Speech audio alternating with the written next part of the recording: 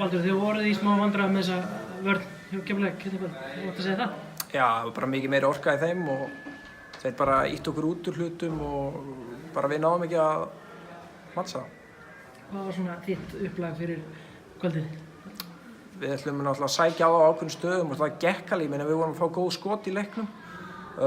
Varnarlega vorum við ekki ná að stoppa það og þú veist, þeir fengu allt og mikið bara að senda eina sendingu og opið skot og við vorum bara ekki alveg að gera góða hluti þar.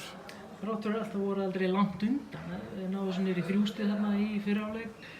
Þið eru aldrei meir en þessi 10-11 stig. Hæglega geta komið ykkur inn í það. Já, ég meina, þú veist, við vorum að þetta vantaði bara aðeins meiri 50-50 play sem við myndum sigra. Við þurftum bara aðeins meira og það kom ekki. Þú veist, það voru bara, og þú veist, við áttum kannski góðan kafla og svo kom svona dauður svo snögglega aftur, sko. Þetta bara var svona í dag. Hvað sagðirðu við strákunum í leik? Bara, þú veist, við erum bara einbeitt okkur á næsta leik. Það er bara Haukar og við þurfum að vinna hann. Takk fyrir þetta. Takk.